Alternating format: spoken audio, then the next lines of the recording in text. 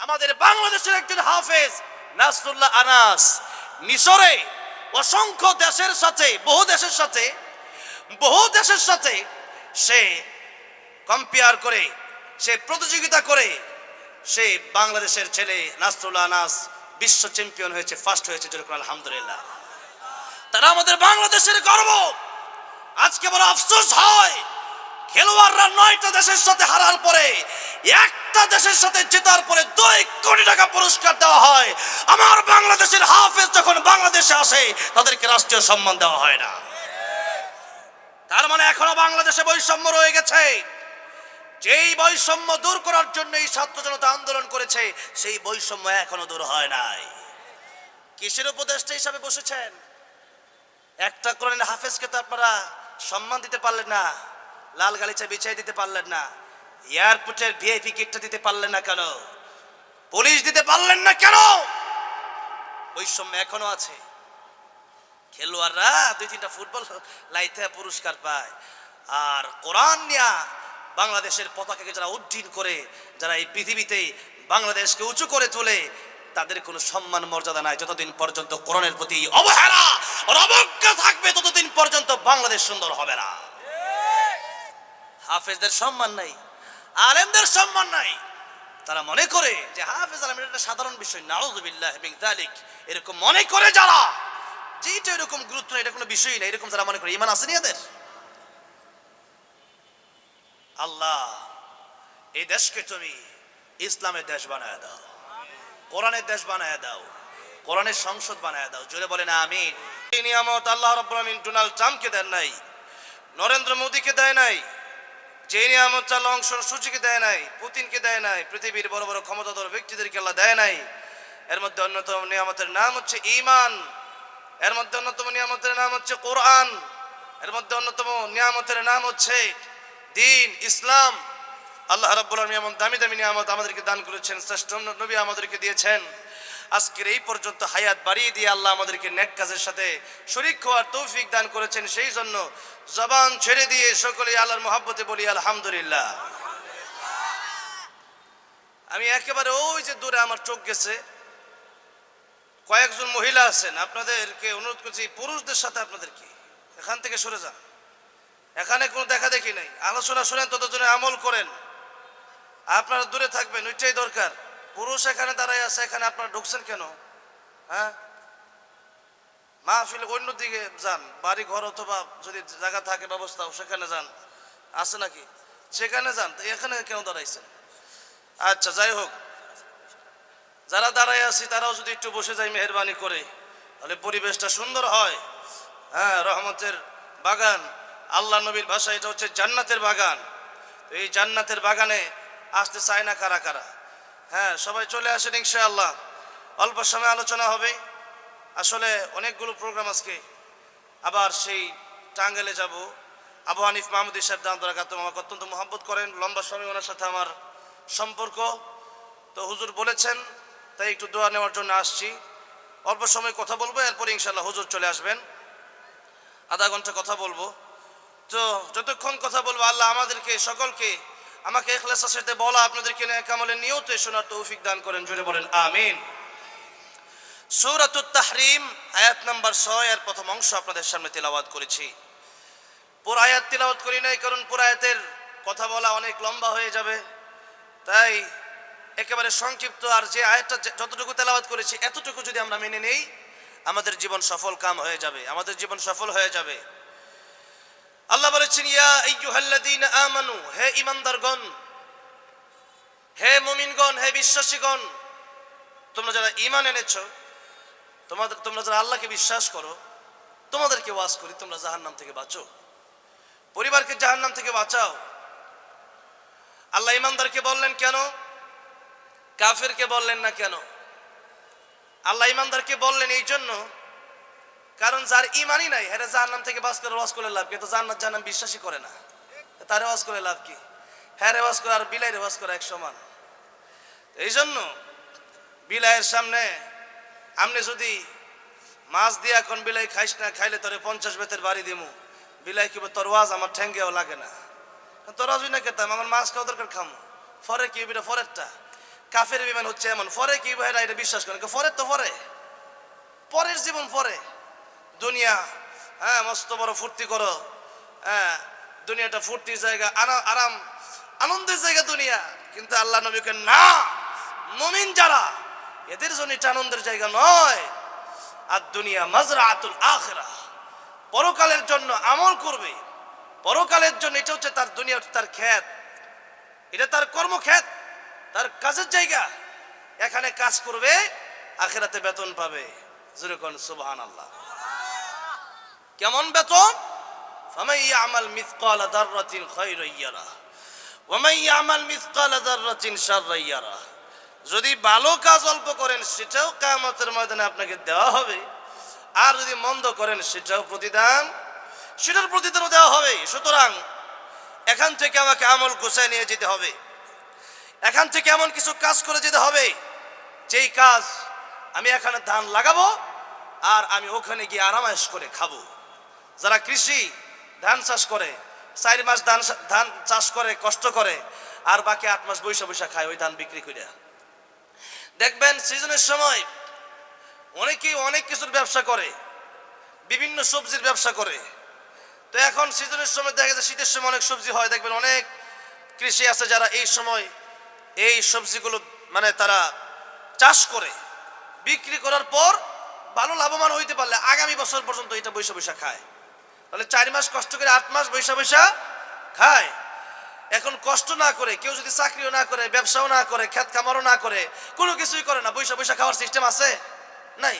তাহলে দুনিয়াতেই যদি বৈশা বৈশা খাওয়ার সিস্টেম না হয়, দুনিয়ার সামান্য নিয়ামতের জন্য যদি দেখা যায় নিয়ামত তো আল্লাহই দেয়, এরপরেও দেখা গেছে যে একটা উসিলার তো প্রয়োজন আছে, দুনিয়াতে একটা নিজাম আছে। তো সেই জন্য চাকরি করতে হয়, ব্যবসা করতে হয়, ক্ষেত খামার করতে হয়, এত কিছু করতে হয় দুনিয়ার জন্য। যে জান্নাতে যাওয়ার পরে অনন্তকাল চিরজীবনের জন্য আল্লাহ জান্নাত দিবেন, ওই জান্নাতে যাওয়ার জন্য জাহান্নাম থেকে বাঁচার জন্য বুঝি ব্যবসা নাই, চাকরি নাই, কোনো কাজ কাম নাই, এমনি জামুগা না, কাজ আছে। তাহলে যদি আমরা জান্নাতে যেতে পারি নেক আমল করে, গুনাহ থেকে বেঁচে, তবেই জান্নাতে যাওয়া সম্ভব। আল্লাহ কয় কোরআন যদি তোমরা মেনে নাও তাহলে তোমরা জান্নাতে যেতে পারবা, কোরআনের আমল যদি তোমরা করো তাহলে জান্নাতে যেতে পারবা। এবার আসুন, তাহলে আমরা জাহান্নাম থেকে বাঁচবো কিভাবে আর জান্নাতে যাব কিভাবে? জাহান্নাম থেকে বাঁচবো কিভাবে আর জান্নাতে যাব কিভাবে? তো জান্নাতে যদি এই যে আলোচনা শোনানো হচ্ছে যে জাহান্নাম থেকে বাঁচতে হবে, জান্নাতে যেতে হবে, এই আলোচনা শোনার পরেও যদি আপনার যদি ভিতরে যদি ওয়াজটা এফেক্ট না করে, যদি আলোচনা যদি কাজে না আসে, তাহলে কিয়ামতের ময়দানে আপনি জাহান্নামে যাওয়ার পর আপনার প্রশ্ন করা হবে। আল্লাহ বলেন সূরা মুলকে, আল্লাহ বলেন সাআলাহুম খাযানাতুহা আলাম ইয়াতিকুম নাযীর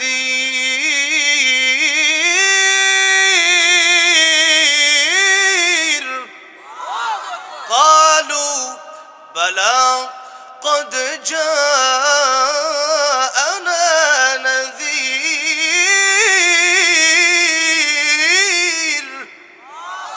প্রশ্ন করা হবে তোমাদের কাছে কি ভীতি প্রদর্শনকারীরা যায় নাই, ওয়াজ মাহফিল হয় নাই? তখন বলবে কালো, তারা বলবে বালা, হ্যাঁ কদ জাআনা নাযীর, ভীতি প্রদর্শনকারীরা আসছিল, প্রতি সপ্তাহে কত ওয়াজ হইছে, কিন্তু ফাকাদ্দাবনা, অস্বীকার করেছিলাম যে মোল্লা কাঠ মোল্লা আর কি কইতো। হ্যাঁ, আমাদের এখানে কাঠ মোল্লা কে গালি দেয়, জঙ্গি কয়ে গালি দেয়, মৌলবাদ বইলা গালি দেয়। আর এগুলা গালি দিলে আমরা অতটা অসন্তুষ্ট হয় না, কারণ আমার নবীরে পাগল জাদুকর বলে আবু জাহেল গালি দিত। আর আজকে সেই আবু জাহেলের উত্তরসূরি গুলা আলেমদেরকে জঙ্গিবাদ আর মৌলবাদ বইলা গালি দেয়। তাহলে যাও তোমরা, আবু জাহেলের সাথে তোমাদের হাসর হবে। আর দ্বীন ও ইসলামের জন্য যদি কেউ খাঁটি মানুষ হয়, যদি কেউ ভালো থাকে, সে ব্যক্তি ভালো থাকতে পারে না। যদি কেউ ভালো কাজ করতেছে, ভালো কাজ করতে পারে না। কোরআন শিখতে হবে। তাহলে প্রকৃত মানুষ হওয়ার জন্য কি শিখতে হবে? কি শিখতে হবে? কোরআন শিখতে হবে। এবার একটু দেখুন কোরআনের কথা। কোরআন যে শিখতে হবে জাহান্নাম থেকে বাঁচার জন্য, জান্নাতে যাওয়ার জন্য, এই যে আলোচনা আপনাদেরকে করা হচ্ছে, যদি মনে করেন যে আলোচনা শুনবো না, মানবো না, আপনার ব্যর্থতা। আপনাকে বলে দিলাম যে আপনি ডান পথে গেলে রোড ভালো, বাম পথে গেলে আপনি ডাকাত আপনাকে ধরার সম্ভাবনা আছে। এরপর বাম পথে আপনি গেলেন যে তোমার কথা শুনবো না, ডাকাইতে আপনার মোবাইল, আপনার ঘড়ি, আপনার টাকা পয়সা সব চিন্তা করে রেখে দিল। এরপরে আপনি হতাশ হবেন, যাহারে কি হলো, আমি তো কোরআন আমি তো ওনার কথা শুনলাম না, এখন তো ডাকাতে ধরলো, বলেন তো এখন আফসোস করে লাভ আছে? ডাকাতে মোবাইল, এরপরে ঘড়ি, এরপরে টাকা পয়সা নিয়ে গেলে কি ফেরত দেয়? সচরাচর ফেরত দেয় না। তাহলে তখন আফসোস করে লাভ নেই। আফসোসটা করতে হবে কখন? সতর্ক হতে হবে কখন? যখন আপনাকে বলা হচ্ছে ডান দিকে গেলে আপনার ভালো রাস্তা, বাম দিকে গেলে আপনি বিপদে পড়বেন, তখন আপনাকে সাবধান হতে হবে। আর আপনি যদি সাবধান হন, আপনার নিজের বিপদ, আমার কিছু হবে না। আপনি যদি মনে করেন মানবো না, না ভাই না, আমি যাবো বাম দিকে, আপনি গেলেন বাম দিকে, আপনার ডাকাইতে ছুরি দিয়া পার মারলো, এটা কি আমার ক্ষতি হইলো না আপনার নিজের ক্ষতি হইলো? নিজের ক্ষতি হয়েছে, যেরকম ঠিক না ঠিক? সেদিন মানুষ আফসোস করে বলবে, وقالوا لو كنا نسمع أو نعقل ما كنا في أصحاب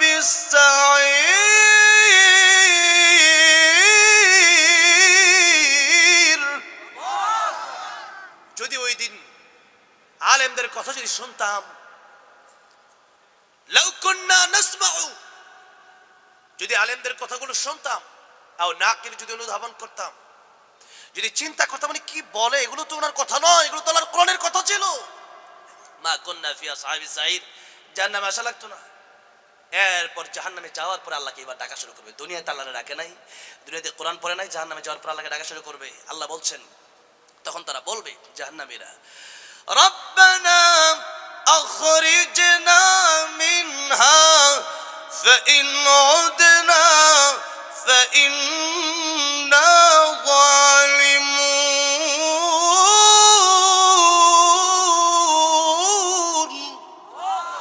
قال اخسئوا فيها ولا تكلمون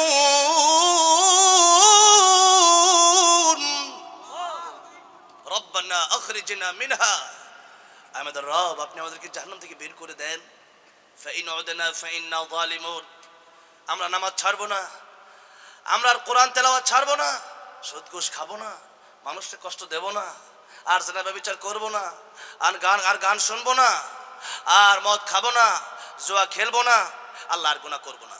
আল্লাহ বলবেন, লক্ষ্য করেন আল্লাহ কি বলবেন তখন? আল্লাহ বলবেন ক্বাল আখসাউ ফিহা, ক্বাল আখসাউ ফিহা, লাঞ্ছিত অবস্থায় জাহান্নামে পড়ে থাক, ওয়ালা তুকাল্লিমুন, আজকে আমি আল্লাহর সাথে তোরা কোনো কথা বলবি না, চুপ।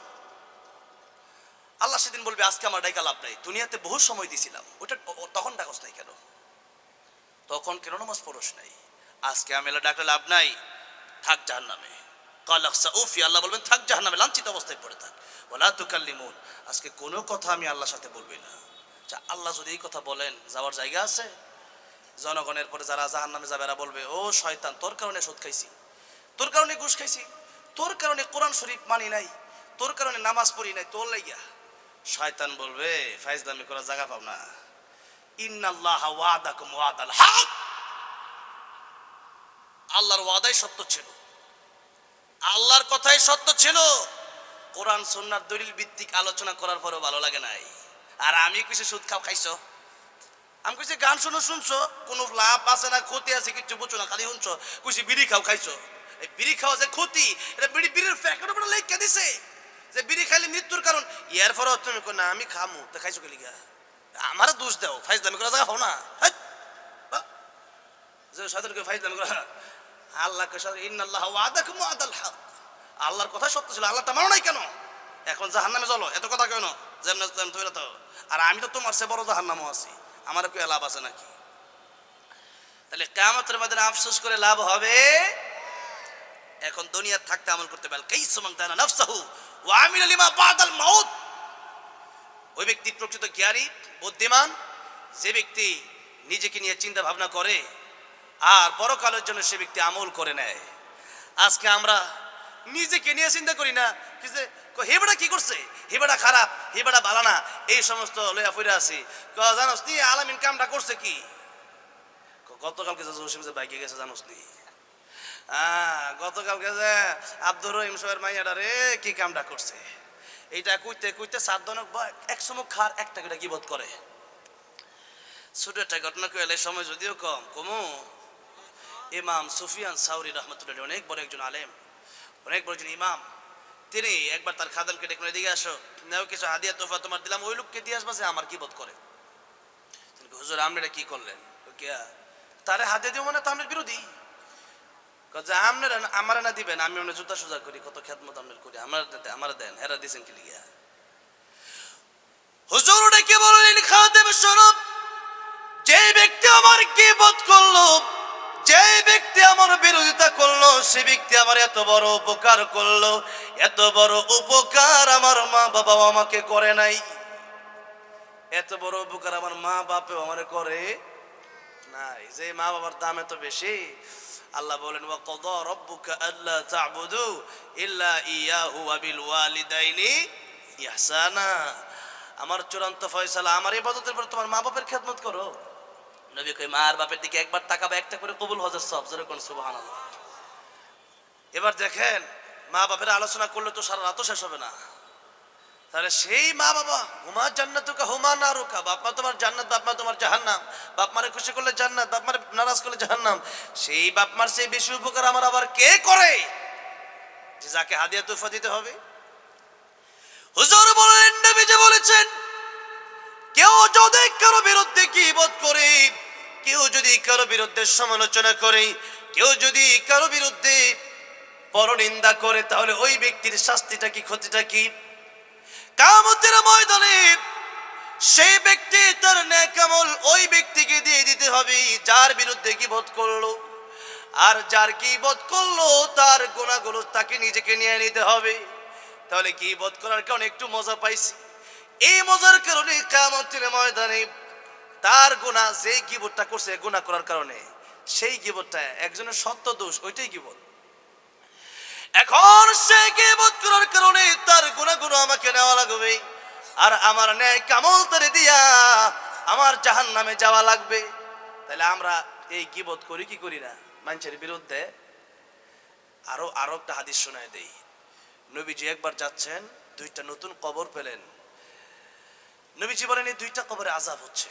একটা কবরে আযাব হচ্ছে এই জন্য কারণ সেই ছিল চগলখোর, হের কথা হেরে লাগায়, হের কথা হেরে লাগায়, এইগুলা করতে করতে সে কবরে গেছে, এই কারণে তার কবরে আযাব হচ্ছে সবচেয়ে ভয়ঙ্কর আযাব। আরেকটা কবরে আযাব হচ্ছে, ওই কবরে কেন হচ্ছে? পেশাব থেকে না বাঁচার কারণে।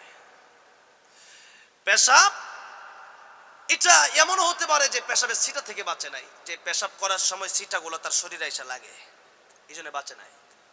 এটা থেকে সে হেফাজত থাকে না, শরীর পাক, কাপড় পাক, নামাজের জায়গা পাক, শরীর তো পাক নাই, কাপড়ই তো পাক নাই, নামাজ যে পড়ছেন, টিস্যু নাই, গিরা নাই, কুলুপ নাই, টিস্যু কইটা অনেক ফকর টিস্যু কইতে পাওয়া রাস্তা মধ্যে বয়ে পড়ে, তা নাই পানি নাই টিস্যু।